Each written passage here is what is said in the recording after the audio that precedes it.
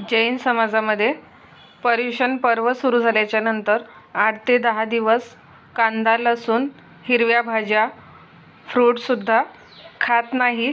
तर मग अशा वेळेस काय भाजी करायचा प्रश्न पडतो. तर जैन पर्युषण पर्वमध्ये बनवली जाणारी अशीच एक भाजी आज आपण बनवणार आहोत. चला तर मग ही भाजी कशी बनवायची ते बघूया. Welcome to my channel Kirti smart kitchen. आज आपण जैन पर्युषण पर्व स्पेशल कुरडईची भाजी कशी बनवायची ते बघणार आहोत. ही भाजी अगदी कमी वेळेत तसेच कमी साहित्यात आणि झटपट अशी तयार होते. ही भाजी बनवण्यासाठी इथे मी 4 ते 5 कुरडया घेतल्या आणि या कुरडयामध्ये आता पाणी घालून घेणार आहे. तर इथे मी पाणी कोमट करून घेतलं. आता हे पाणी या कुरडया पूर्ण या पाण्यात बुडेपर्यंत घालून घ्यायचं. तर आता हे पाणी घालून झालं आणि या कुरडया या पाण्यामध्ये पूर्णपणे बुडाल्या आहे. आता हे पाणी व्यवस्थित असं या सगळ्या कुरडयांना लागलेलं आहे. आता यावर झाकण ठेवून साधारणतः 15 ते 20 मिनटं याला साईडला ठेवायचं.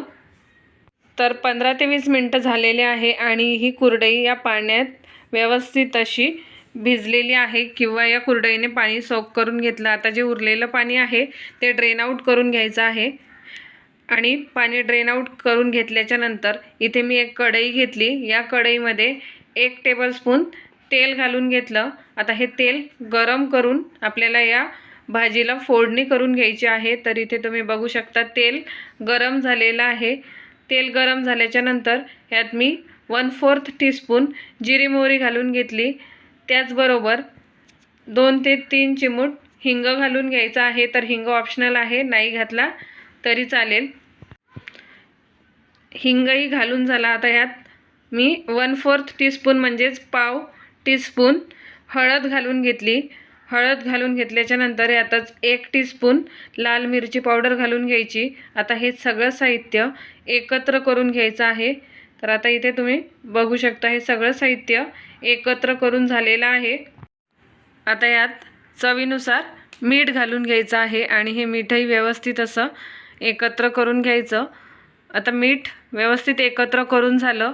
आता जे आपण कुरडया पाण्यात भिजत घातल्या होत्या त्या कुरडया घालून घ्यायच्या आणि ही कुरडई व्यवस्थित एकत्र करून घ्यायची.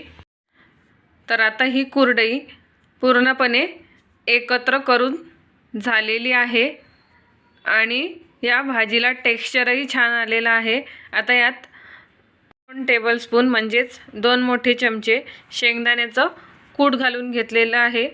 तर इथे मी भाजलेल्या शेंगदाण्याचं कूट घालून घेतलं. आता हे शेंगदाण्याचं कूटही या भाजीत व्यवस्थित एकत्र करून घ्यायचं आणि शेंगदाण्याचं कूट व्यवस्थित एकत्र करून झाल्याच्या नंतर मंद आचेवरच या भाजीला 1 ते 2 मिनिट झाकण ठेवून या भाजीला कुक करून घ्यायचं आहे. तर इथे मी झाकण ठेवून घेतलं. फक्त 1 ते 2च मिनिट या भाजीला मंद आचेवर कुक करून घ्यायचं आणि 1 ते 2 मिनिट झालेले आहे.